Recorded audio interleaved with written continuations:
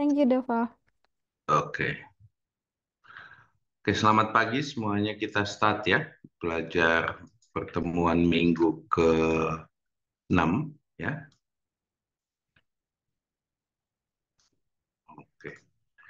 So, hari ini kita akan masuk ke clustering. Kita akan belajar fundamentalnya apa, konsep-konsepnya apa, dan praktikalnya gimana pakai prompt engineering, juga kalau bisa pakai Orange ya. Di Orange juga ada fitur clustering. So, sebelum belajar clustering, kita harus tahu batasan-batasan dari modelnya dan model-model apa yang tersedia di library, sehingga kita bisa pakai dengan optimal, ya. So, kita start dengan definisi clustering.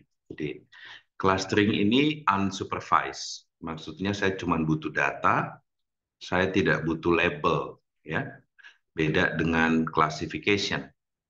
Clustering ini given data, coba kita grouping atau cluster data tersebut berdasarkan similarity atau distance ya, atau secara probabilitas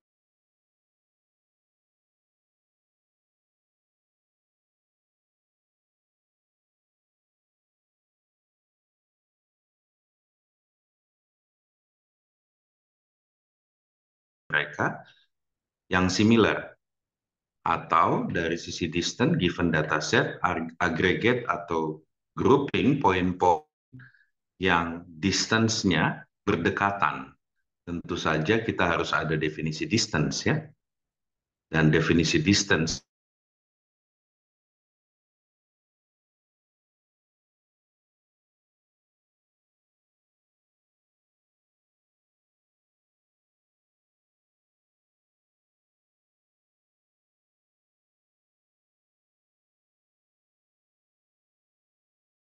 dalam space-nya itu high density point, dan di situ kita grouping ya.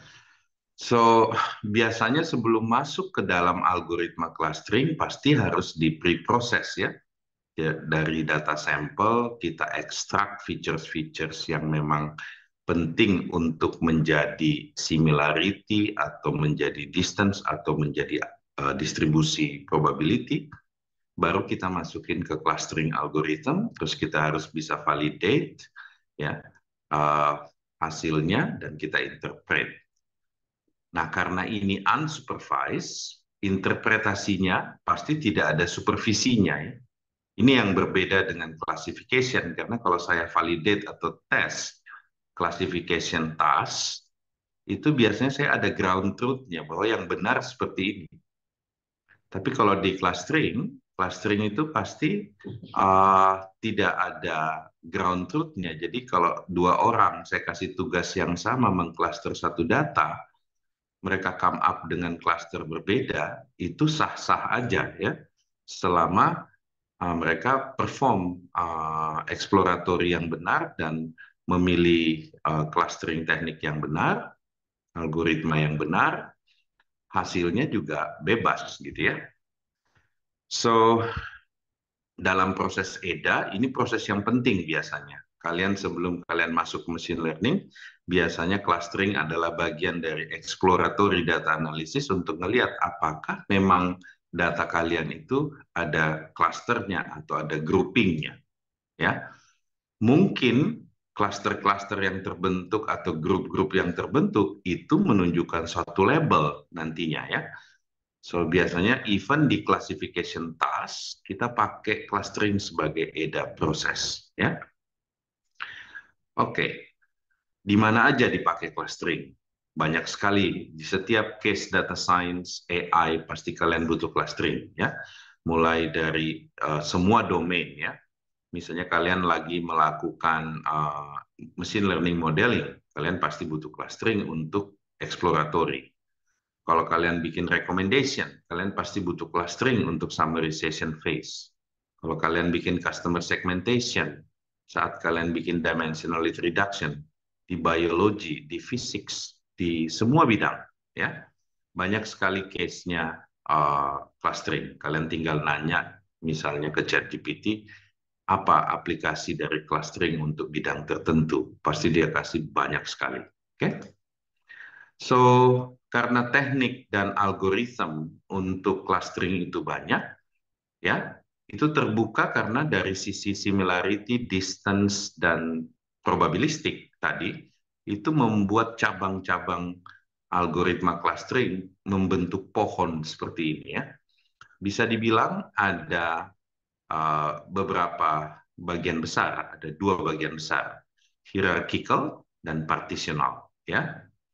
So ada yang anglomeratif, divisif, dan lain-lain. Ada yang partitional kayak distance based, model based, density based. Ini tidak perlu kalian hafalin. Nanti kita akan pakai tools supaya kalian tahu yang common yang kayak gimana. Jadi ada animasinya nanti ya. Intinya kalian perlu ingat aja bahwa karena non formal definisinya ada similarity, distance, dan probabilistik, maka teknik-teknik turunannya pasti banyak. Oke, understanding data yang mau di cluster itu penting. Karena kalau saya cluster time series, atau cluster text, atau cluster numerical, pasti algoritma yang terkait, yang unggul, pasti berbeda dengan data-data tipe yang lain. Gitu ya.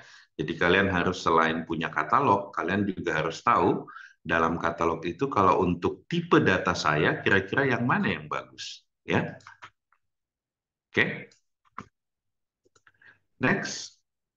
Tadi saya mention di depan bahwa ini unsupervised teknik, jadi kalau saya lakukan pre-cluster dan saya lakukan clustering dapat 3 cluster, bagaimana kita validate atau interpret ya? Karena dia unsupervised ya. Cara paling simpel ya dilihat clusternya dengan mata. Kalau dia high dimension, setelah kalian do clustering, sebaiknya kalian do dimensionality reduction, kalian plot. Apakah memang make sense cluster yang terbentuk dalam lower dimension? Ingat, visualisasi atau visual insight di sini hanya bisa dalam 2 atau 3 dimensi. Ya. Setelah itu kalian bisa pakai supervised insight. Supervised insight itu misalnya kalian udah predefine some label dari cluster. Misalnya, saya kasih contoh, saya kasih kalian 1.000 koin. Ya, koin-koin itu ada yang Rp100, Rp500, Rp1.000. Ada 3 label. Ya, saya minta kalian cluster data koin. Tentu saja koin ada diameternya, ada beratnya. Nanti setelah terbentuk cluster, dari situ kalian bisa tentuin, oh ini pasti duit 100. Ini pasti duit 1.000 ya.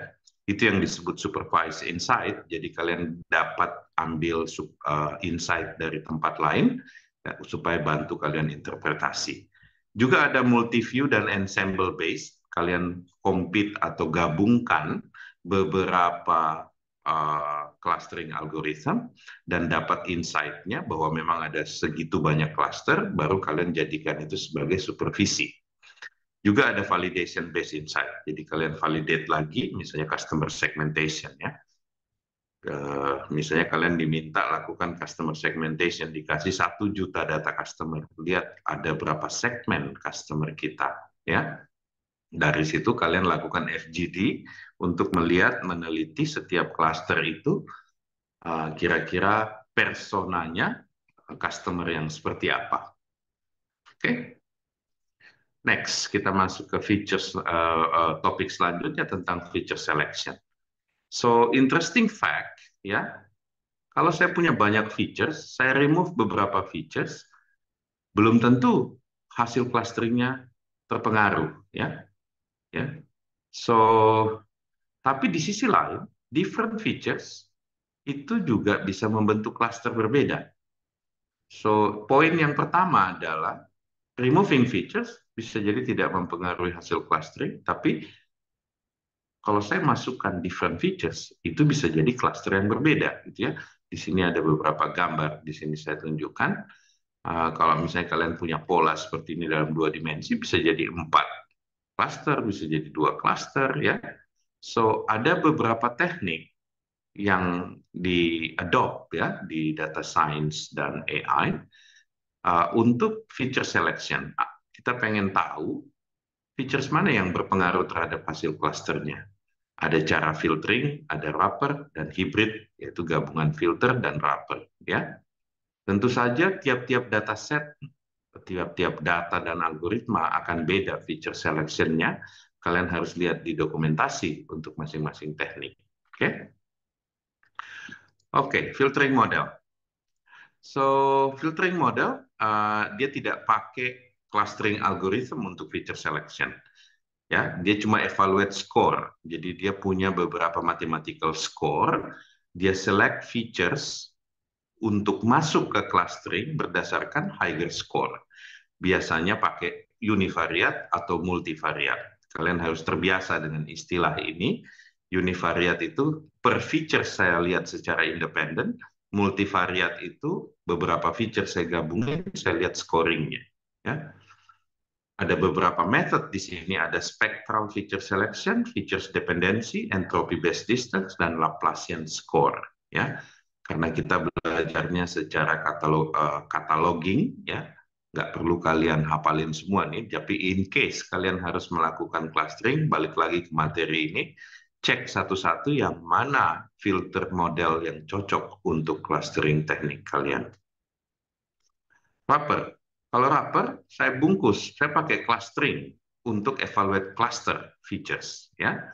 Jadi kita pakai clustering algorithm, dan gimana clustering algorithm itu bisa bantu kita secara heuristik atau secara coba-coba dalam bahasa Indonesianya, itu untuk mereduce pencarian, ruang pencarian. Ya. Bagaimana cara kerjanya? Dia cari subset features, dia evaluate, dia repeat sampai dia bisa conclude bahwa ini features yang bagus untuk clustering. Ada beberapa method di sini, ada yang berdasarkan maximum likelihood estimation search criteria, ada yang pakai K-means clustering, ada yang pakai mixture of Gaussian strategy. Ya, so wrapper model biasanya tentu saja akan lebih baik dibanding yang filter model, ya, tapi belum tentu terbaik. Sehingga biasanya orang gabungin lagi hybrid model. Bagaimana kalau kita pakai filter dan wrapper at the same time? Ya, jadi kita pakai filtering untuk select kandidatnya, kita evaluate quality-nya, ya, dari hasil filtering, ya. Terus setelah itu kita select subset dengan highest clustering score atau quality, baru kita perform end-to-end. Ya. So, hybrid model biasanya semua method yang tadi dimention di sini dan di wrapper, ya, itu digabungkan untuk dapat hasil yang terbaik. Oke, so in summary, common feature selection algorithm itu ada banyak, bisa untuk generic data, bisa pakai spektral, Laplacian, bla bla bla.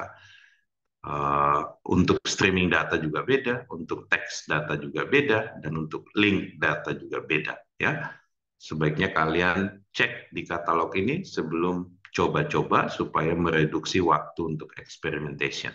Oke, jangan dihafalin. ChatGPT lebih baik menghafal dibanding kalian.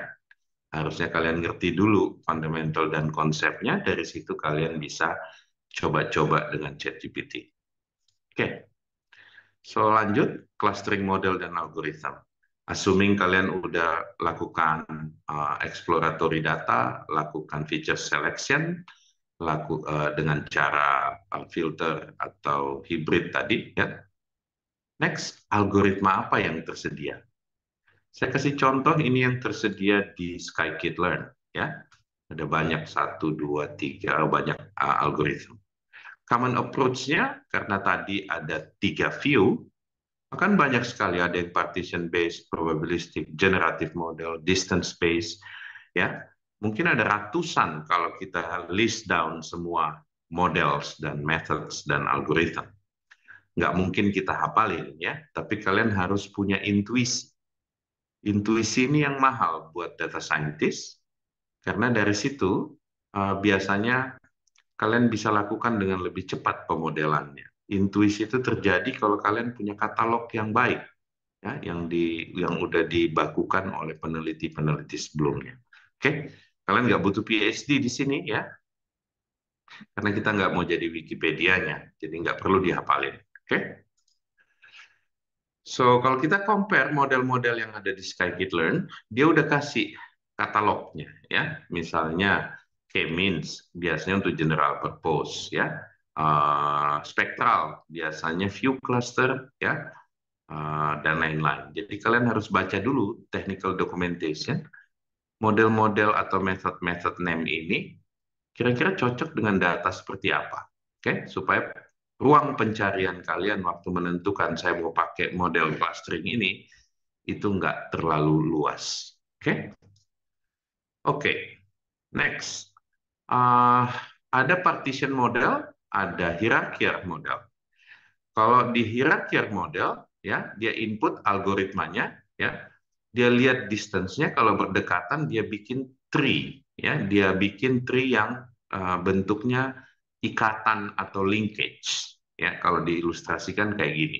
Kayak misalnya ada 1.1, 2, 3, 4, 5, kalau dia berdekatan dia bentuk tree-nya, oke, di gambar B-nya. Dan ini yang disebut dendrogram, ya. So, hierarki model ini ada algoritmanya pasti. Perlu kalian cek nanti apakah algoritmanya mahal atau tidak.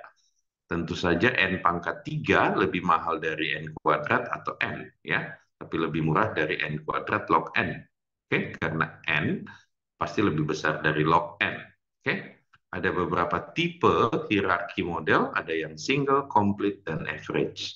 Dia akan menghasilkan dendrogram, dan ini contoh algoritmanya. Ya. Ini contohnya, dia lakukan pakai hierarchic model. Oke. Yang paling mudah tentu saja K-means clustering yang distance based, ya, tapi mahal komputasinya. Kalau hierarki itu n pangkat 3, yang lebih murah ya pasti K-means, karena dia bisa lihat per data aja, ya. Dia visit satu data, dia lihat di mana tetangganya yang dekat distance-nya. Kalau dia dekat, dia grouping. Tentu saja saya harus punya centroid, atau kayak saya udah tentuin dulu ada berapa cluster, baru K-means clusteringnya jalan. Oke, ini contoh hasil K-means clustering. Semua yang saya jelasin ini ada animasinya, jadi kalian nggak perlu menghafal. Coba kalian buka ini. Edu class. Saya taruh di grup, ya. Oke, so ada partition base di sini, linkage base, dan subset dari partition itu density base. Jadi dia bagi 3, ya. Coba lihat K-means. Kalian bisa pilih-pilih datanya nanti, tapi anggaplah saya pakai ini, ya. Data yang ini. Kalian nanti bisa bikinnya. Ini ada beberapa pilihan data lainnya untuk kalian main-main, ya. Atau kalian upload data kalian sendiri dengan custom data. So, apa itu K-means? Saya tentuin distance-nya, bisa pakai Euclidean, ini rumusnya, Manhattan atau LP distance 3 sampai 6, ya. Saya coba pakai Euclidean karena ini definisi distance yang paling common, ya. Titik X-nya dan Y-nya dikuadratin, diakarin, ya.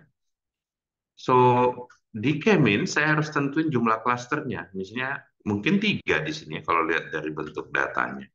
Dan saya buat algoritmanya berjalan. Nanti kalian lihat pseudocode yang sebelah kiri.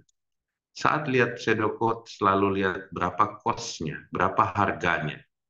K kali N kali T. Ya. Nah, pertanyaannya, kenapa dia tidak bikin klasternya? Ini hasil klaster yang dilakukan Chemins. Ya. Kenapa dia tidak bikin, kan ada 3 bola, ya. Kenapa dia bikin justru centroid atau pusat klasternya itu seperti ini. Oke? Karena dia distance based, ya. Jadi dia ngelihat kalau saya punya 3 centroid atau 3 titik pusat cluster, dia grouping berdasarkan yang mana yang terdekat ketiga centroid tersebut. Bisa jadi bukan yang itu, bukan yang tadi, ya. Karena apa? Karena dia udah predefined 3 centroid. Oke, kalian bisa coba dengan data lain. Selain itu ada isodata. Ini seperti K-means, kita tentuin jumlah centroidnya. Tapi kita bisa punya akses terhadap hyperparameter kayak max iteration, minimum point. Jadi saya bisa kontrol algoritmanya waktu dia berjalan. Ya, complexity range-nya K, N, T. Ya mirip juga ya. Belum tentu bahwa dia akan ngasilin cluster sesuai dengan pola visualisasi tiga bola yang kita punya. Oke, next, linkage. Saya lihat data dan lihat linknya. Ini mahal, ini dia N pangkat 3 ya. So, linkage dia tidak butuh centroid ya. Jadi kita tidak perlu masukin parameter jumlah cluster. Biarkan dia cari sendiri. Coba. Oke, dia akan berjalan di setiap titik data, tapi N pangkat 3, mahal ya. Inputnya adalah data, outputnya adalah dendrogram. Ingat, dendrogram itu yang di bawah sini ya. Kalian nanti bisa cek dendrogramnya di bawah dia gambar.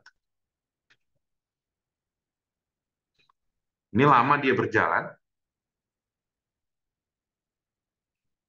Jadi kalau kalian misalnya punya data besar seperti genomik dan lain-lain, dan kalian perform linkage based, make sure kalian punya komputasi yang paralel supaya dia bisa berjalan dengan lebih cepat. Kalau nggak bisa berhari-hari performing clustering karena N pangkat 3. Oke, nggak perlu kita tungguin. Dia akan lakuin ini sampai dendrogramnya converge atau tidak berubah lagi. Ya, dari situ dia tentuin ada berapa cluster terbentuk yang tentu saja dibedain dengan warna. Ada variannya, ada yang complete, average, ini mirip-mirip ya. Itu cuma dari sisi bagaimana dia membentuk dendrogramnya. Tapi ada yang menarik juga di sini, ada yang sifatnya centroid linkage. Ya. Jadi dia bisa nentuin centroidnya. Mungkin pola ini bisa kalian coba-coba ya. Algoritma mana yang memang bisa dapat 3 bola ini ya. Ini kan sebenarnya kayak udah ada klasternya di data ini. Oke, kalian coba-coba sendiri nanti. Oke, yang terakhir DB-Scan. DB-Scan adalah density base. Ada dua model density base, ada yang DB-Scan, ada yang optik. Ya, kalau DB-Scan, anggap kalian punya kayak perimeter, dia scan tuh. Kompleksitinya N log N sampai N kuadrat.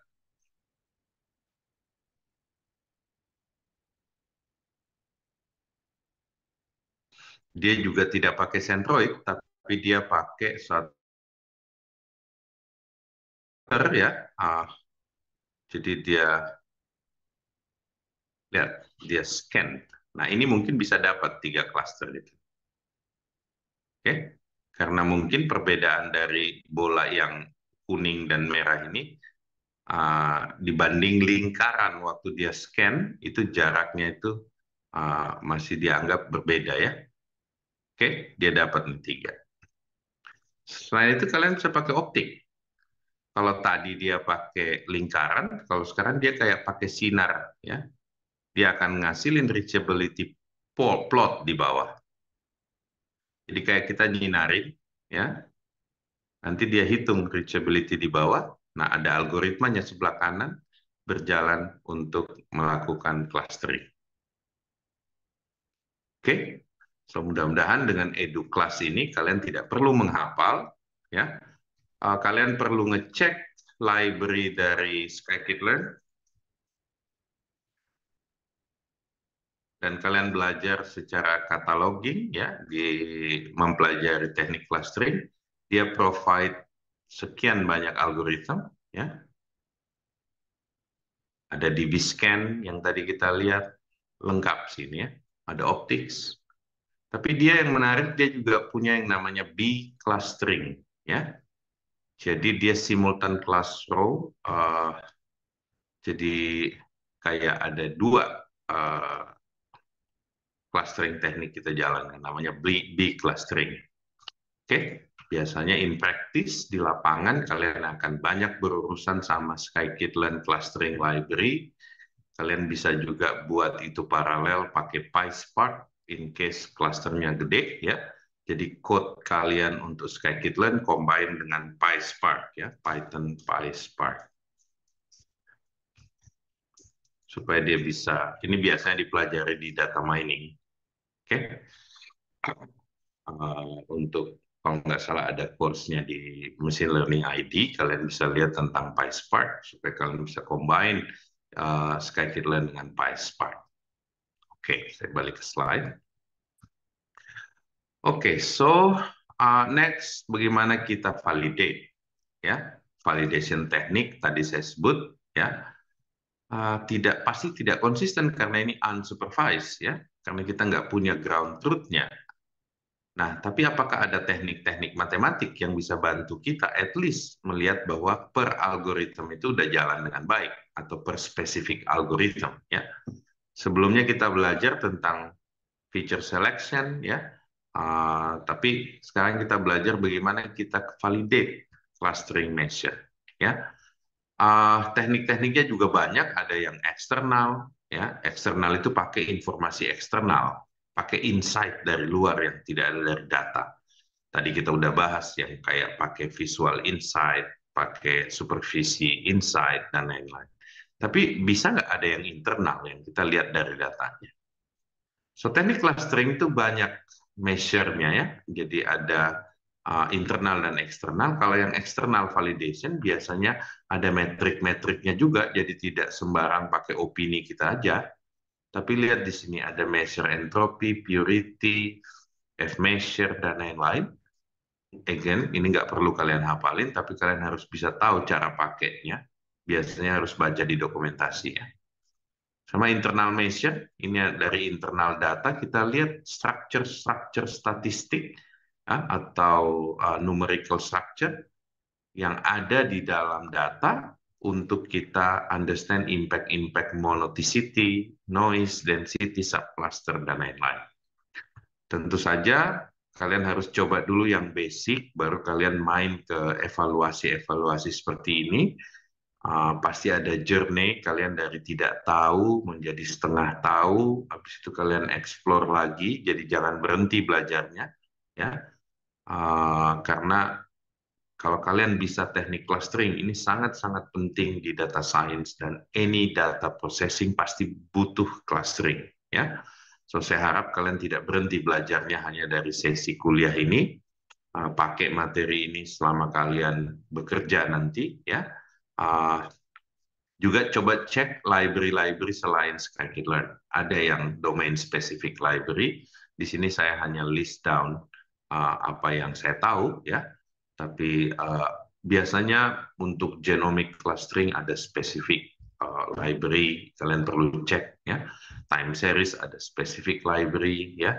Kalian juga perlu dataset untuk bisa bermain-main. Di sini saya kasih list down, banyak dataset di Kaggle, ada di KD Nugget, di Statu, ada yang UCR time series. Kalau kalian pengen coba time series clustering, terus public dataset juga banyak.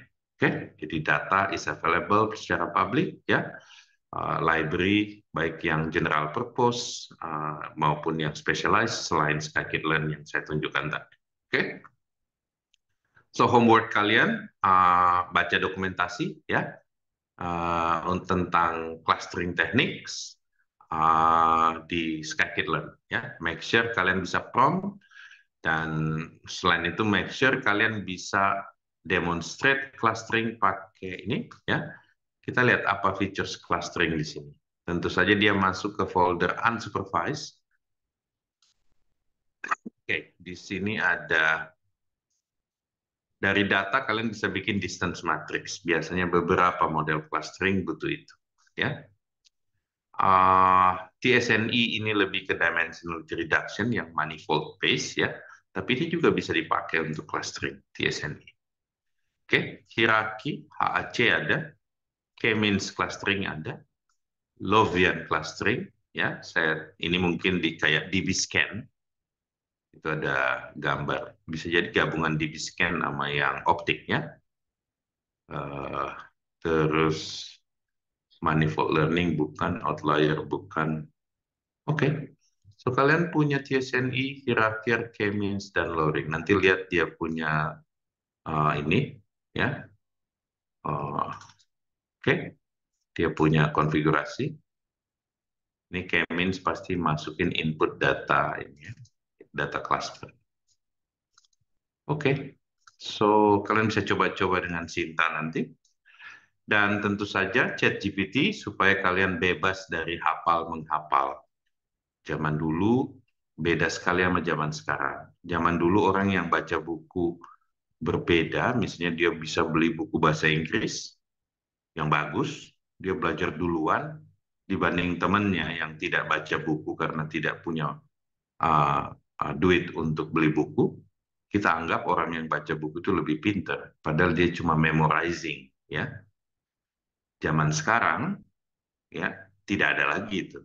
Tidak ada orang yang mau mengatakan dirinya pinter karena memorizing, ya, atau menghafal, nggak ada gunanya.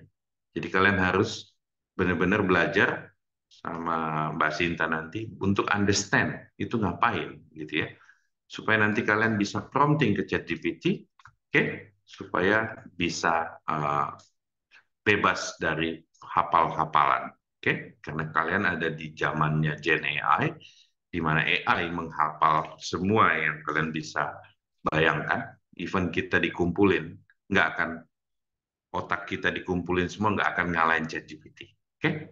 Mungkin sebagai closing, saya pengen minta ChatGPT make synthetic dataset, ya.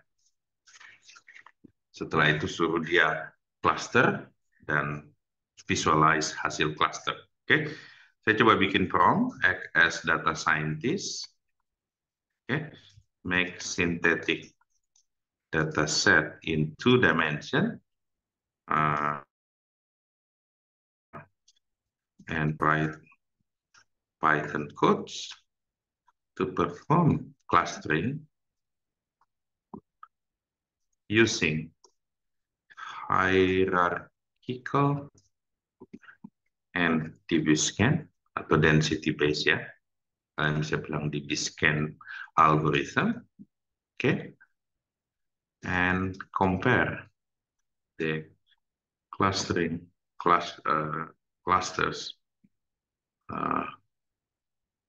with visualization. Oke, oke, cukup. Sangat general, nggak. Kalau kalian mau lebih spesifik ya kasih lagi lebih spesifik. Tapi biasa coba dulu general prompt, nanti di bawahnya kalian bisa prompting lebih detail. Oke, jadi saya minta dia bikin synthetic dataset. Oke, saya minta dia perform dua.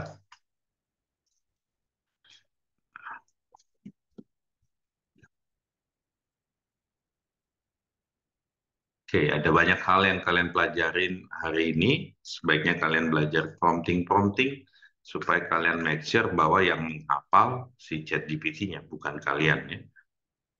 Oke, kalian butuh understanding supaya nanti pada saat kalian bekerja, kalian bisa lebih produktif waktu kalian cari kerja, waktu di interview, waktu ditanya, kalian bisa jelaskan, ya. Uh, Oke, sekarang saya coba jalanin.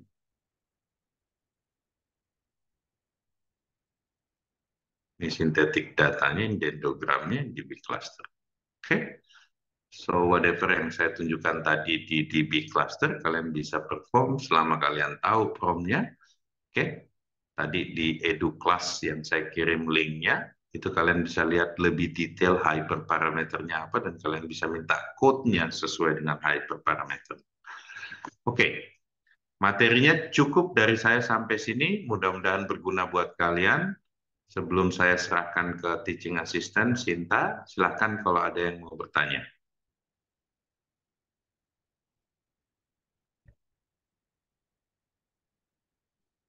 Oke, kalau nggak ada yang mau bertanya, saya yang nanya nih. Kalian ujian UTS-nya kapan? Ada yang tahu nggak jadwalnya? Jangan sampai kita telat, ya. Dan liburannya kapan? Nanti kasih tahu Mbak Sinta, supaya kita ikutin aturan fakultas untuk libur karena mau lebaran, ya. Mungkin ini, prediksi saya ini kuliah terakhir sebelum liburan, ya. Dan perlu cek kapan jadwal UTS. Kemungkinan after balik liburan kita UTS. atau mungkin ada satu kelas lagi baru UTS. Oke? Siap, Oke, Bapak. Nanti Sinta follow up. ya. Dari saya cukup. Eh, Kalau kalian rajin ngerjain PR-nya dari Sinta, harusnya UTS-nya aman. Kalian bisa lihat soal-soal UTS di dalam folder-folder di Google Drive. Kalau kalian bisa prompting, bisa orange ya, harusnya tidak ada masalah soal UTS ya. Saya pengen kalian lebih responsif belajarnya, bahwa kalian udah di bangku mahasiswa, bukan lagi SD, SMP, SMA. Jadi make sure hasil dari pembelajaran kalian itu ada di tangan kalian. Tugas saya sama Sinta itu guide kalian supaya kalian belajarnya terarah ya, dengan tapi hasilnya kalian yang nentuin sendiri. Oke, silakan Sinta dilanjutkan. Siap. Terima kasih, Pak Risman. Oke, selamat pagi semuanya. Suara aku aman ya, guys? Harusnya. Aku share the screen terlebih dahulu. Oke, nah kita udah belajar terkait K-means clustering. Tadi udah disampaikan oleh Pak Risman. Kita di sini akan coba K-means clustering di Orange Data Mining. Nah, langkah pertama yang tentu saja kita butuhkan adalah menyiapkan dataset. Teman-teman silakan buka Kaggle, em, buka Google, terus kemudian chat mall customer CSV. Atau aku bisa share linknya ke kolom chat. Kemudian teman-teman silakan unduh filenya. Oke, kemudian ekstrak file archive ini. Oke, aku udah download dan juga udah ekstrak.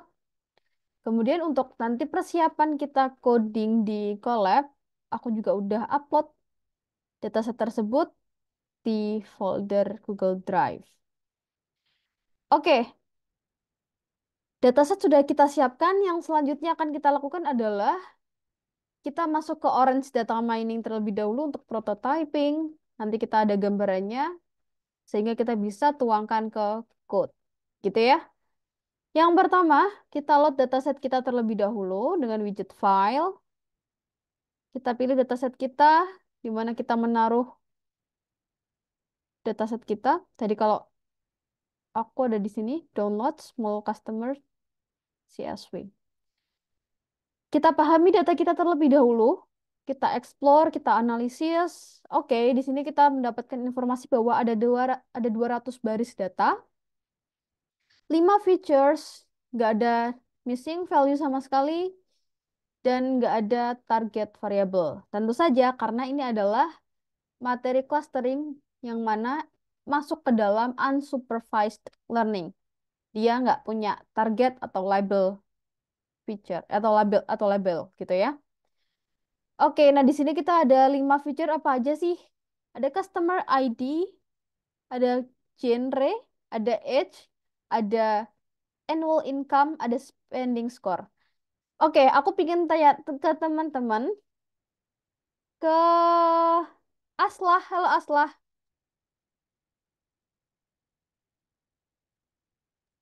Ya, Oke, ada yang aneh nggak dari nama feature-nya nih? Ketemu nggak? hmm, Mhm.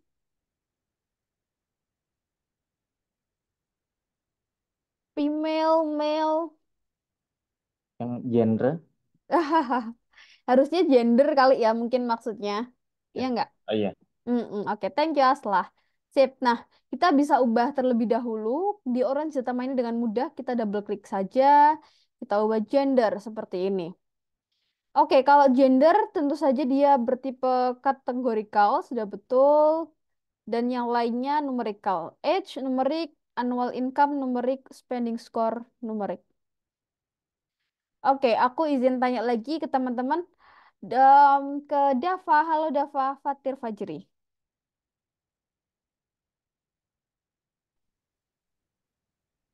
Halo Kak, Oke, ada nggak nih feature yang nggak kita butuhkan untuk membuat machine learning model menurut Dava? Atau mention deh feature mana yang kita butuhin untuk membuat machine learning model, untuk membuat clustering ini. Ada nih satu feature yang dia tuh nggak informatif sama sekali untuk membuat model.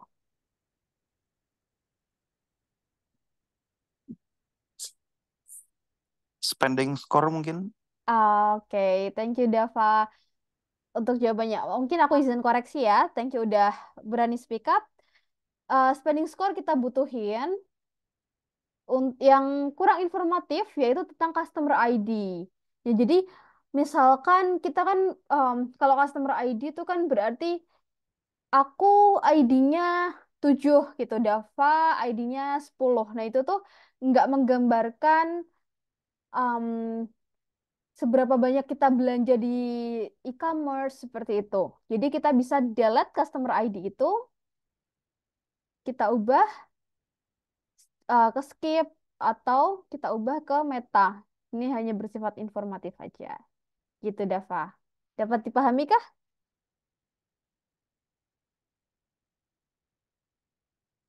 Oke. Nah, jadi mungkin aku cerita terlebih dahulu kali ya. Ini adalah mall customers dataset, ya kan? Jadi, kita tuh melakukan clustering. Kita sebagai misalkan pegawai e-commerce gitu ya, melakukan clustering untuk melihat di em, dat- data-data atau pelanggan yang masuk ke yang berbelanja di e-commerce kita itu terdiri dari berapa kategori, ada berapa kelompok, ada berapa klaster gitu. Nah, setelah kita setelah kita tahu nih ada berapa klaster yang ada di data yang masuk ke kita, kemudian kita bisa melakukan specific treatment gitu. Nah, jadi kita ingin tahu kayak misalkan dengan annual income atau pendapatan tahunannya sekian puluh juta itu tuh biasanya tuh em, ngehabisin berapa banyak atau belanja berapa banyak sih di e-commerce kita gitu. Nah, terus habis itu kalau umurnya em, sekitar 40-an dia tuh belanja berapa banyak. Terus habis itu kalau cewek tuh belanjanya berapa banyak. Nah, keempat feature ini kita butuhin untuk menganalisis model atau membuat model machine learning yang berkaitan untuk membuat cluster di e-commerce kita gitu. Oke, semoga bisa dipahami ya teman-teman. Ada yang mau tanya terlebih dahulu sejauh ini atau bingung?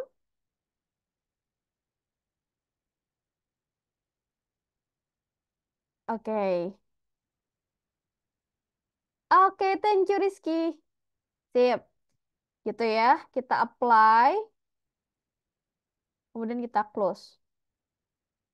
Oke, kita mau lihat data kita seperti apa. Kita undang data table tentunya. Ini teman-teman sudah familiar dengan hal ini. Nih, customer ID kita jadikan meta, warnanya kuning. Kemudian ada gender, ada age. Ini ada 19, ada yang umur 64. Annual income-nya ini dalam ribu dolar, 15.000 dolar, 39.000 dolar gitu ya. Pendapatannya ini ada 137.000 dolar. Kemudian spending score-nya em, ada yang 86, 57 dan seterusnya. Ini adalah skor dummy gitu ya yang dibuat untuk mengetahui apakah ini tuh si customer ini belanjanya seberapa banyak gitu. Oke, setelah itu kita langsung saja ke modeling, K-mean clustering. Kita undang. Kita coba double klik terlebih dahulu. Nah, di sini kita punya beberapa opsi. Ada fixed, ada from. Kalau fixed, kita minta supaya orange ini membuat cluster sebanyak nilai tertentu. Kalau misalkan 4, kita minta si orange ini bikin 4 cluster. Kalau 5 ya bikin 5 cluster dan seterusnya. Kalau from, nanti si orange ini dia define sendiri mencari seberapa banyak klaster yang terbaik untuk di eh, kelompok-kelompokan gitu. Oke, kita bisa coba-coba terlebih dahulu, misalkan from. Oke, kemudian untuk melihat hasil klasternya seperti apa, kita bisa gunakan scatter plot. Oke, nah teman-teman bisa ubah aksis sumbu X, sumbu Y-nya, misalkan berdasarkan gender, age, kayak gitu, untuk melihat pemisahan yang terbaiknya. Nah, kalau yang sumbu X-nya adalah annual income, pendapatan per tahun, dan juga sumbu Y-nya adalah spending score, pengeluarannya seberapa besar nilainya. Ini terlihat nih ada, kalau kita kasat mata ya, kayak ada kelompok-kelompok gitu ya kan. Namun ternyata hasilnya masih secara kasat mata kita kurang bagus. Nih ada pencampuran warna. Yang ini udah oke banget yang klaster 7 dan klaster 1. Tapi ternyata dia ada beberapa pencampuran gitu ya. Ini kalau teman-teman ingin warnanya seperti ini, kalau di teman-teman warnanya masih abu-abu, silakan ubah colornya based on cluster gitu. Oke, tapi kalau misalkan oke, kayaknya yang terbaik mungkin 5 cluster. Nah, ini kita coba-coba aja, guys. Oke, nah ternyata hasil menurut machine learning seperti ini. Masih ada pencampuran sedikit di sini. Ini cluster 1 warna biru, cluster 2 warna merah, cluster 3 warna hijau dengan sedikit pencampuran, cluster 4 orange di tengah, cluster 5 kanan bawah. Seperti itu. Oke. Nah, kalau kita mau lihat hasil klasterisasinya, kita coba pakai data table. Ini kita lihat based on data yang sudah terklasterisasi. Kita coba urutkan based on cluster, kita klik kolom klasternya. Nah, C1, C2, C3. Oke, cluster 1 dia age-nya 20, 35, 64, annual income-nya $16.000, ada $33.000, spending score-nya 6, 14, seperti itu ya. Oke, sip. Nah, kira-kira kita akan membuat cluster seperti ini di Google Colab. Kita mulai. Yang pertama, silakan teman-teman unggah datasetnya ke Google Drive. Ini sudah saya taruh mall customer di Google Drive. Kemudian kita buka Google Colab.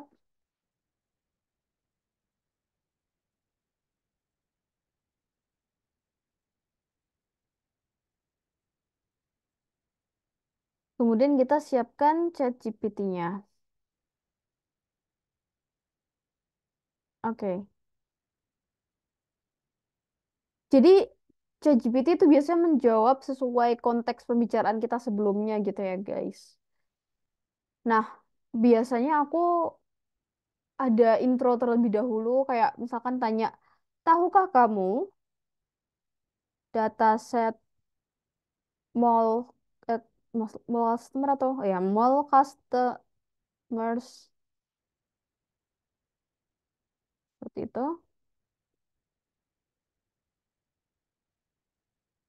Nah, ini nih dia menjelaskan bahwa berisi informasi tentang pelanggan, usia, jenis kelamin, pendapatan, preferensi pembelian.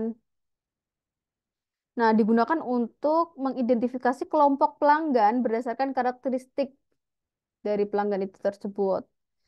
Untuk kita targetkan perihal strategi pemasaran yang sesuai gitu. Jadi, em, misalkan nih, misalkan kalau yang ada dataset terkait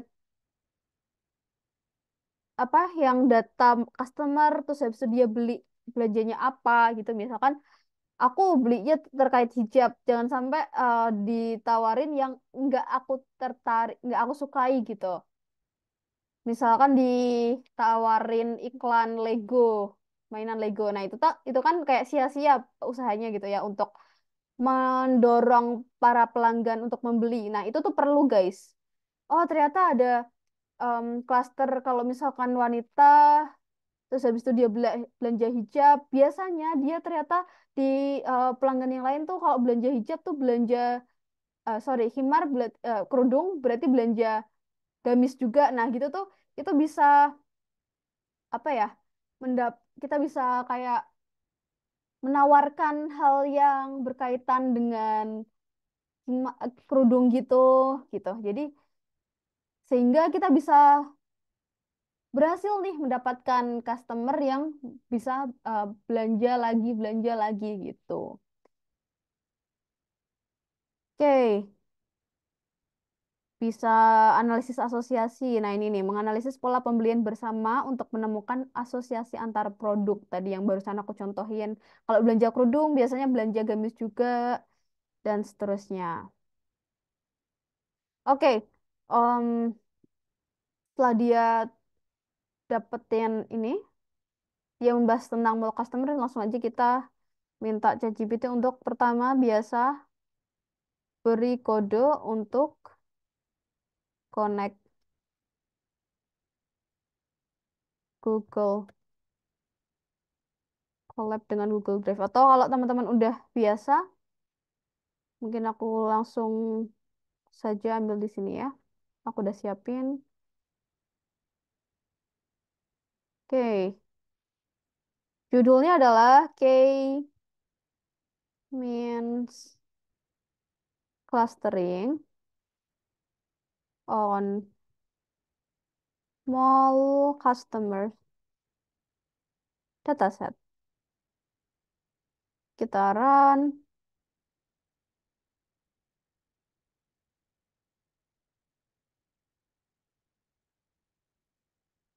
Kita connect terlebih dahulu.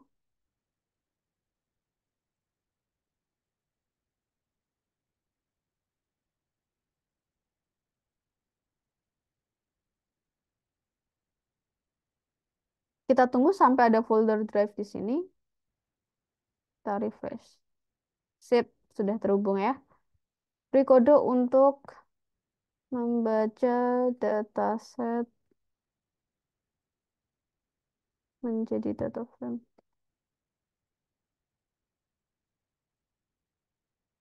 dari Google Drive.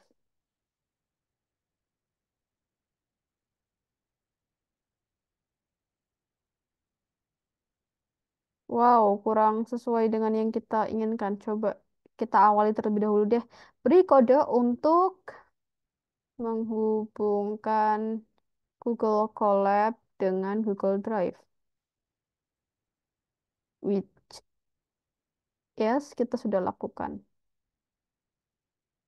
Hei, beri kode untuk membaca dataset as data frame. Oke, kita copy code-nya, kita taruh di sini. Path-nya sesuaikan. Mall customer CSV, copy path, kita paste, run. Oke, data kita seperti ini. Customer ID, genre, itu kan, age, annual income, spending score. Oke, kita mau lihat df.info. Oke, aku mau tebak-tebakan sama teman-teman terlebih dahulu. Tani Faisal Azhar. Halo,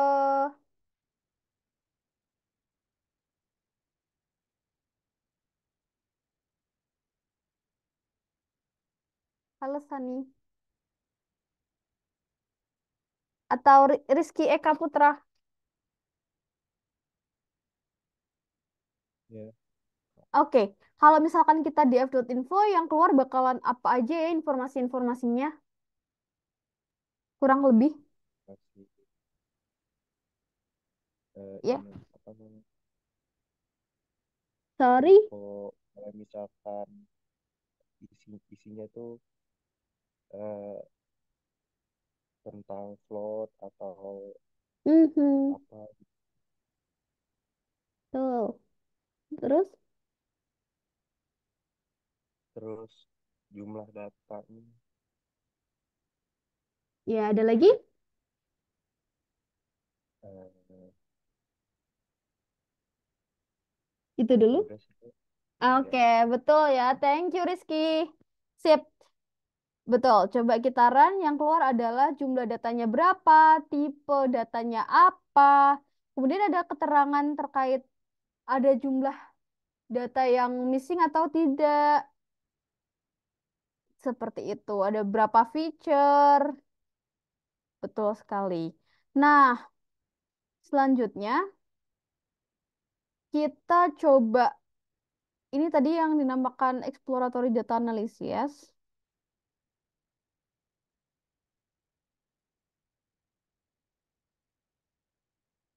Kita mengeksplor data kita seperti apa.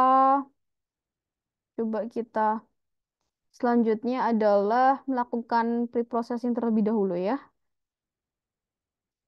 Kita pre-process data kita seperti um,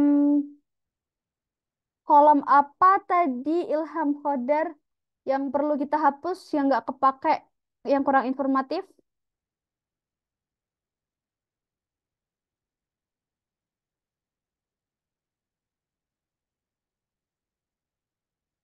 Oke, dari Syahrul Reza bisa bantu jawab. Customer ID, Kak. Oke, thank you.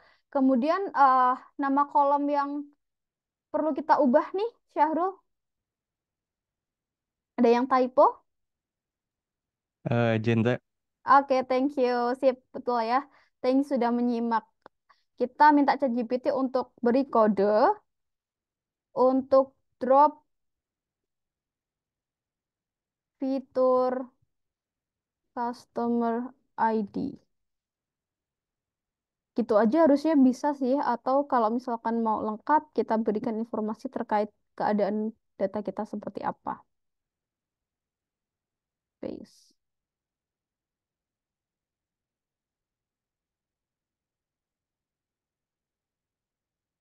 Kita copy code-nya. Jangan lupa diberi keterangan ini tuh proses apa. Drop kolom customer ID. Oke, ini import pada sudah kita lakukan, baca dataset juga sudah kita lakukan ya. Dev informasi sebelum penghapusan sudah kita lakukan di sini. Kemudian untuk menghapus customer ID, nah ini yang kita butuhkan. Df drop columns customer ID in place sama dengan true. Kemudian kita tampilkan setelah penghapusan. Jadi sekarang kondisinya seperti apa nih gitu. Oke, sekarang nah udah tinggal tersisa 4 kolom. Coba kita tanya ChatGPT. In plus sama dengan true, artinya apa sih? Gitu.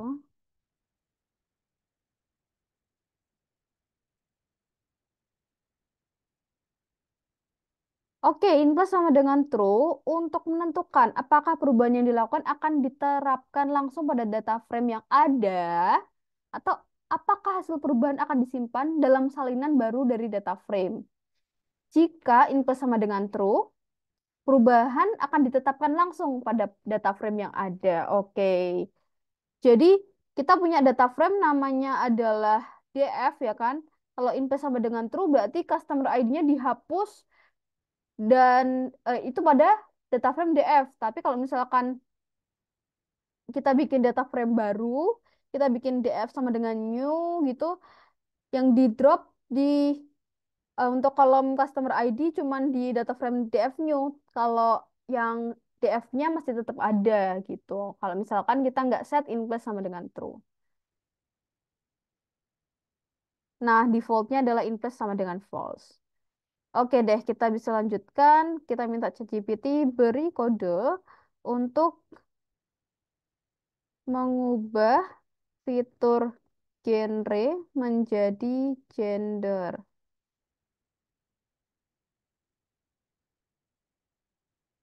Oke, nah di sini udah kita lakukan ya.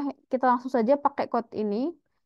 Rename columns genre jadi gender in place sama dengan true. Artinya tadi ya, kita coba. Alfian Muhammad Firdaus, halo. Alfian,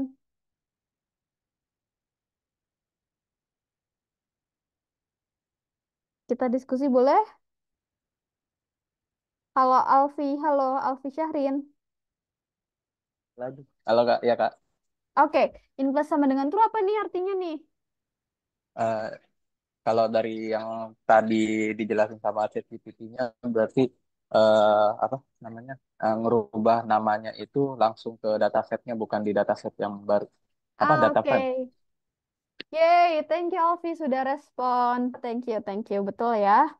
Kita langsung ubah ke data frame yang ada, bukan bikin data frame baru. Sip, ini udah terubah menjadi gender. Kemudian kita coba tanya ChatGPT, em, apa yang harus kita lakukan untuk membuat clustering? Ini oke sekali teman-teman. Seperti arahan dari Bapak, kita tidak perlu menghafal. Kita bisa utilize ChatGPT untuk meningkatkan produktivitas kita. Kita kasih informasinya, kondisinya seperti apa nih, sehingga ChatGPT paham terkait kondisi kita. Nah, akan tetapi teman-teman, perlu kita gunakan apa ya, akal sehat kita gitu ya, untuk mengetahui, untuk membedakan apakah ChatGPT ini halusinasi ataukah dia bisa kita ikuti gitu. Kata dia, persiapan data mulailah dengan menyiapkan data Anda. Membersihkan data, nilai yang hilang, atau anomali. Nah, ini kan tidak ada ya. eh Tadi nggak ada missing value, berarti sudah siap digunakan. Pemilihan fitur, fitur mana yang akan digunakan dalam contoh Anda, fitur yang relevan, age, annual income, spending score, gender. Oh, gender bisa digunakan jika Anda ingin mempertimbangkan informasi gender dalam clustering. Oke, nah kalau kayak gini kondisinya berarti teman-teman bisa cobain kalau pakai gender kayak apa, kalau tidak pakai gender seperti apa. Nah, jadi kalau misalkan teman-teman skripsi perlu dilakukan eksperimen gitu ya, dicoba-coba eh, possibility-nya. Standarisasi data. Jika fitur-fitur memiliki skala yang berbeda, standarisasi atau normalisasi dapat dilakukan. Jadi itu kalau misalkan di data kita, coba ya, bentar. Oh, nah, oke. Coba kita di sini di exploratory data analysis di bagian ini ya. Kita df.describe. Untuk mengetahui kondisi data kita tuh range-nya seberapa jauh. Katanya age-nya tuh rata-ratanya 38, umurnya 38 di dataset yang kita miliki. Range-nya antara 18 sampai 70. Oh, oke. Di angka 70 angka puluhan gitu ya. Untuk annual income minimalnya 15, maksimalnya 137. Oke, masuk ke ratusan. Kemudian spending score antara 1 sampai 99 gitu. Nah, em, nggak ada ini yang kayak melonjak sekali, misalkan ada annual income-nya di sini maksimumnya jutaan gitu, ada 1 juta ribu dolar per tahun gitu, nggak ada. Nah, jadi ini masih aman untuk tidak kita standarisasi. Tapi kalau teman-teman juga bisa cobain kalau distandarisasi seperti apa kondisinya nanti hasilnya. Kalau tidak distandarisasi seperti apa hasilnya. Dicoba standarisasi, dicoba tidak standarisasi. Nah, kenapa teman-teman perlu dilakukan standarisasi? Karena ketika ada suatu feature, ini kan namanya feature ya, feature age, feature annual income, feature spending score. Kalau ada salah satu feature yang dia tuh nilainya tuh sangat besar, aku baca ChatGPT katanya kalau ada yang nilainya sebesar itu nanti bisa kayak mempengaruhi si pembuatan model itu untuk lebih menitik beratkan untuk feature itu gitu. Jadi kita perlu distandarkan nih feature-featurenya. kita normalkan fitur-fiturnya. Jadi nggak ada yang berat sebelah gitu untuk mempengaruhi pembuatan modelnya. Sejauh ini kita masih aman untuk standarisasi. Kemudian kita pilih algoritma clustering, bisa pakai k-means, bisa hierarchical, bisa DB-scan. Teman-teman coba-coba saja, tapi saat ini kita coba k-means. Kemudian untuk pemilihan jumlah cluster. Nah, tadi kan di Orange Data Mining kan kita nyoba-nyoba nih, fixnya 5 atau kita coba 4 gitu kan. Atau from 2 sampai 8 si Orange Data Mining itu nyari klasternya sendiri. Ternyata hasil dari coba-coba kita yang terbaik sepertinya sih 5 gitu. Nah, untuk mengetahui berapa jumlah klaster yang terbaik, kita bisa menggunakan ini nih, metode elbow method atau silhouette score. Kemudian kita latih dengan algoritma clustering yang kita pilih tadi di poin nomor 4. Kemudian kita lakukan evaluasi menggunakan metrik yang sesuai untuk seperti inersia untuk k-means, indeks Davis-Bouldin, indeks silhouette. Ini boleh teman-teman coba. Kemudian kita interpretasi hasil. Oke, selanjutnya kita coba tadi ya. Oke, nah kata ChatGPT tadi ada informasi gender bisa digunakan jika Anda ingin mempertimbangkan informasi gender dalam clustering. Oke, coba kita masukkan feature gendernya. Saya ingin memasukkan keempat feature yang ada. Maka apa yang harus saya lakukan? Kita kasih kondisinya.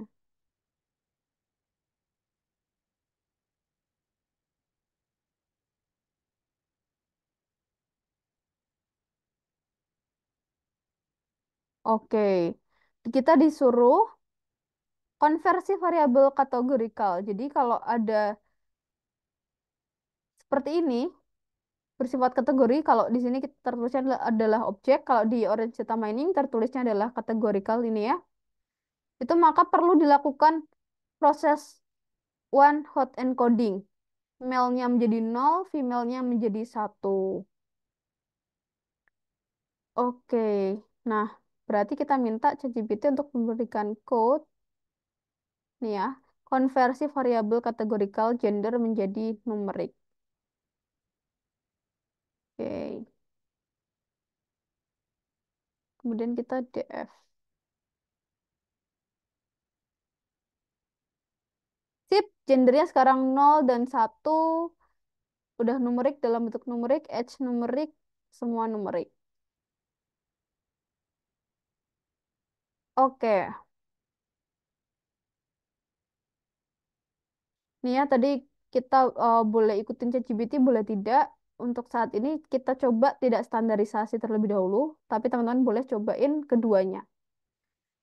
Selanjutnya kita melakukan modeling. Nah, kita pilih model K-means clustering. Nih ya, dia melatih model K-means clustering.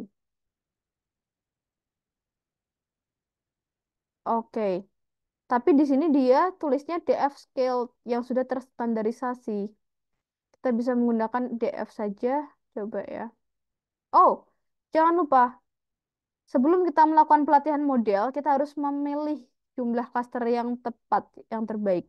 Coba ya, beri kode untuk, nah ini ada dua metode, teman-teman bisa coba aja. Untuk memilih jumlah cluster terbaik. Menggunakan elbow method.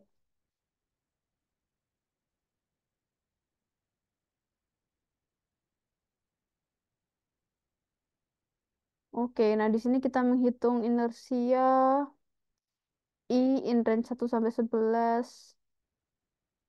Kita ambil satu ya. Nih, kita run.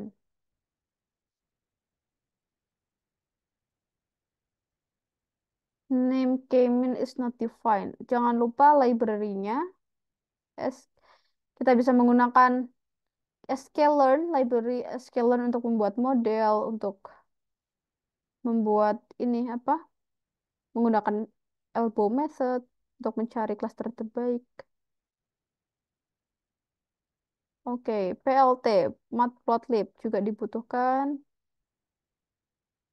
Kita belum import.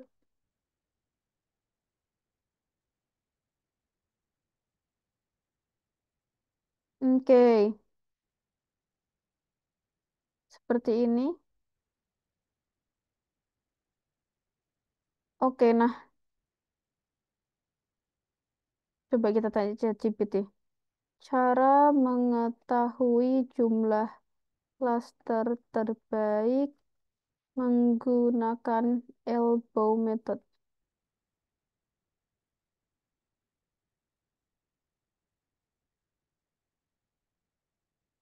Oke, elbow method salah satu teknik yang umum digunakan untuk menentukan jumlah klaster yang optimal.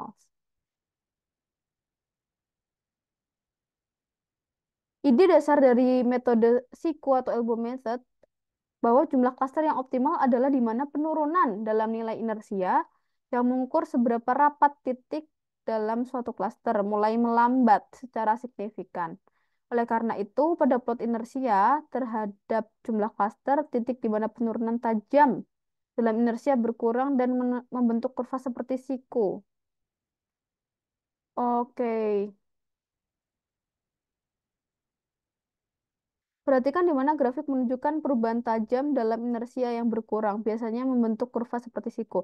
Oke guys, nah kalau kita lihat, nggak mungkin di sini dong, nggak mungkin di klaster satu, 2 juga enggak, 3 juga enggak. Nah, mungkin di sekitar sini, 4, 5, atau 6. Ya kan? Mungkin berarti mungkin sekitar sini. Seperti itu. Jadi kita lihat nih kata ChatGPT mana yang membentuk seperti siku gitu katanya. Tadi kita bisa coba ambil 5. Kita minta ChatGPT beri kode untuk membuat klaster sebanyak 5 klaster.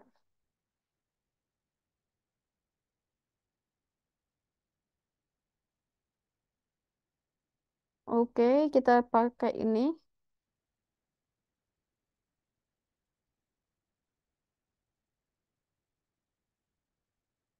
Cluster. K-means pakai 5 cluster K-means. Oh, nih jadi kan K-means kita pakai model apa nih? Oh, jadi kita bikin variabel gitu kan, namanya K-means. Pakai model K-means, isi klasternya 5. Kemudian kita fit atau kita train dengan fungsi fit ini pakai data frame mana? DF. Kemudian kita menambahkan label cluster ke data frame-nya. Jadi kalau kita cuma punya 4 feature, sekarang tambah satu lagi feature cluster gitu ya. K-means.labels. Kita print data frame kita.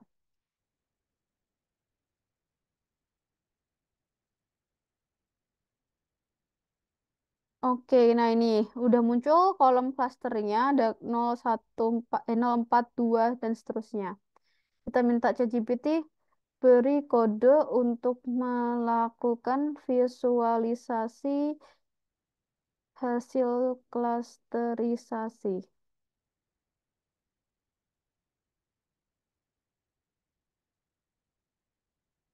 Kita copy, paste. Oke, ini kan udah kita lakukan ya melatih model, kemudian menambahkan label, sudah juga. Ops,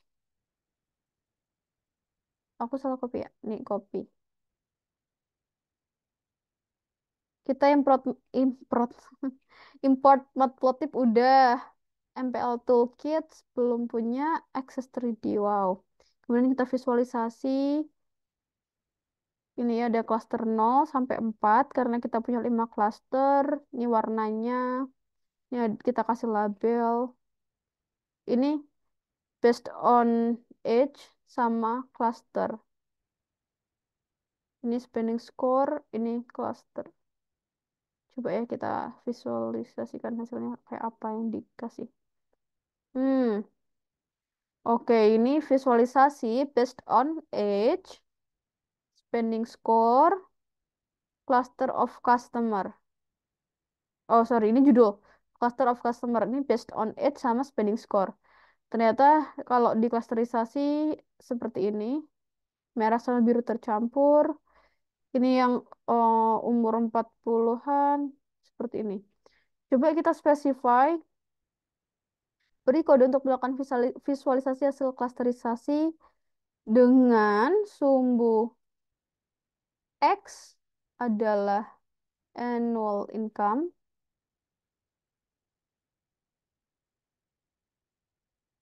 Ini nama feature-nya kita tuliskan. Dan sumbu Y adalah sumbu Y-nya spending score.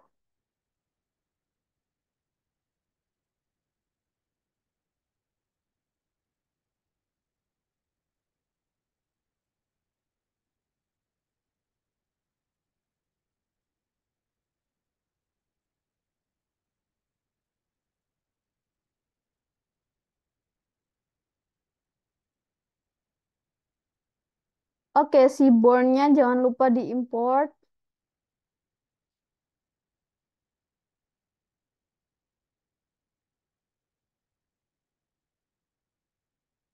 Nah, ini hasil klasterisasinya menggunakan machine learning. Ternyata di data kita bisa diklasterisasi jadi 4 kategori. Kategori pertama, kategori kedua, kategori ketiga, kategori, sorry, ya, keempat, kategori kelima. Ada 5 kategori dan kita bisa mengkhususkan setiap kelompok itu treatment yang berbeda gitu. Setelah melakukan modeling, maka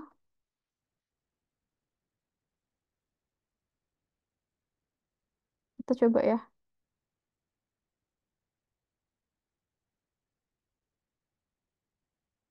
Jika memungkinkan, evaluasi hasil clustering dengan menggunakan metrik evaluasi yang sesuai silhouette score untuk inersia atau inersia untuk K-means ini dapat membantu Anda memvalidasi keefektifan. Beri kode untuk melakukan evaluasi K-means.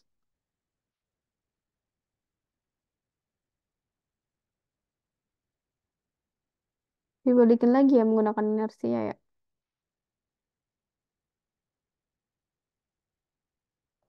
Coba.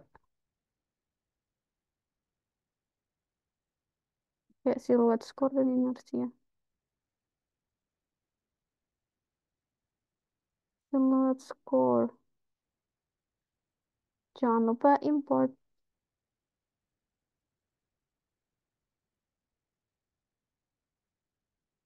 TF scale. Kita nggak pakai TF scale. Pakainya DF. Oke, kita coba tanya ChatGPT. Jika hasilnya seperti ini, maka apa artinya? Inersia yang tinggi menunjukkan bahwa titik-titik dalam klaster cenderung tersebar jauh dari pusat klasternya. Dalam hal ini, nilai inersia 75.000 menunjukkan bahwa total jarak kuadrat antara setiap titik dan pusat klasternya relatif tinggi. Jika inersia sangat tinggi, ini memungkinkan menandakan bahwa jumlah klaster yang dipilih tidak optimal. Atau data mungkin tidak cocok untuk pengelompokan menggunakan K-means. Oke. Silhouette skor sebesar 0,4 menunjukkan bahwa klaster yang dihasilkan memiliki sejumlah baik dan buruk. Nilai silhouette skor yang positif menunjukkan bahwa titik-titik dalam klaster cenderung dekat atau satu sama lain dan terpisah dari klaster lain. Namun, nilai yang lebih dekat dengan 0 menunjukkan bahwa terdapat beberapa titik yang terletak dekat batas antar klaster. Ya, ada yang kecampur gitu kan. Nilai silhouette skor yang lebih rendah dari 0,5 menandakan bahwa klaster mungkin tidak terlalu baik dalam hal kesatuan internal dan pemisahan klaster. Secara keseluruhan, hasil ini menunjukkan bahwa klaster yang dihasilkan mungkin tidak optimal atau perlu ditinjau ulang, evaluasi tambahan atau eksperimen dengan jumlah klaster yang berbeda atau algoritma clustering lainnya mungkin diperlukan untuk mencapai hasil yang lebih baik. Kita coba 6. Hmm, tadi berapa hasilnya? Inersianya 75.000. Ini 0,4 ya. Katanya kalau di bawah 0,5 masih belum baik. Kita runtime, run after. Hmm, tuh guys. Inersianya lebih menurun, alhamdulillah. Siluet skornya jadi 0,45. Tadi 0,44 lebih baik sih. Atau kalau jadi 7, apakah jadi makin baik lagi? Runtime, run after.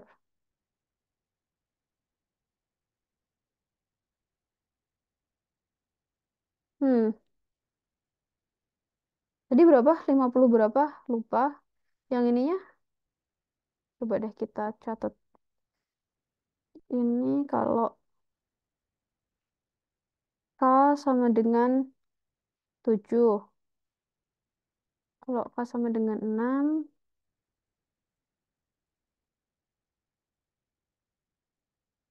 runtime, run after.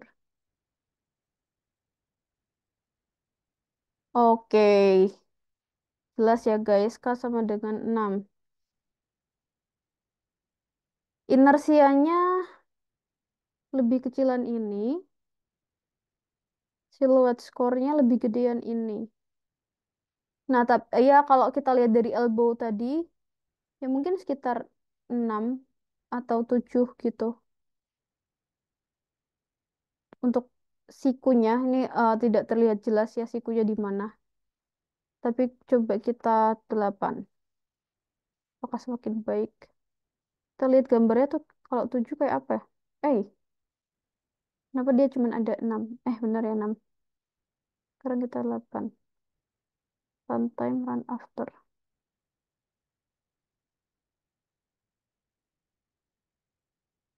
Ini dipisahin lagi, ini terpisah lagi. Oke, inersianya makin kecil. Sama dengan 8. Hmm, inersianya makin kecil, tapi silhouette score-nya makin kecil. Jadi kalau misalkan yang paling optimal, based on silhouette score, itu ini guys. Karena kalau tadi K sama dengan 5, K sama dengan 5,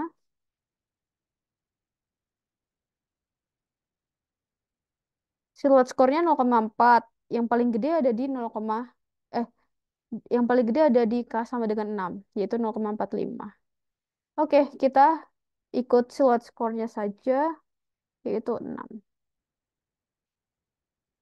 Seperti itu. Oke deh, kita udah melakukan pre-processing, kita udah modeling. Modeling masuk ke sini.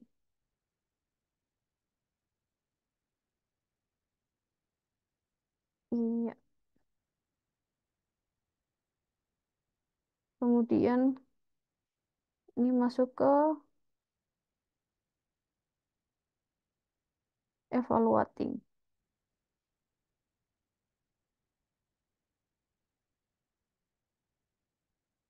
Ada pertanyaan dari teman-teman?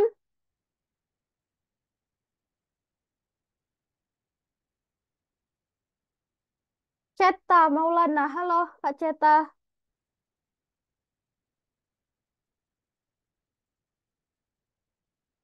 Halo Kak. Oke, inersia sorry, elbow method untuk apa sih? Untuk apa Kak? Mas, Elbow method ini tuh untuk apa ya? untuk mencari yang terbaik Kak dari itunya. Iya, betul. Cluster terbaik ya maksudnya. Oh iya, kelas terbaik. Siap. Thank you. Nah, kita bisa lihat dari mana tuh kalau kata ChatGPT tadi kalau misalkan berapa banyak cluster terbaik bisa dilihat dari Apa nih, Ceta?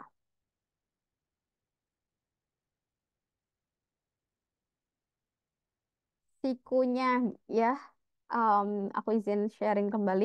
Jadi bisa dilihat dari kalau ada yang siku berbentuk siku kalau sepemahaman aku menurut ChatGPT itu adalah nilai terbaik. Nah, di sini nggak terlalu kelihatan untuk sikunya, tapi kita bisa tadi coba-coba dengan melakukan evaluasi, bisa menggunakan inersia ataupun silhouette score. Kalau inersia yang semakin kecil, dia semakin bagus. Kalau silhouette score semakin mendekati satu, dia semakin bagus. Itu deh pertemuan kita hari ini. Nextnya, tugasnya silakan pantau PowerPoint-nya dan juga Excel-nya. Terima kasih semuanya. Selamat kembali beraktivitas. Sampai jumpa insya Allah.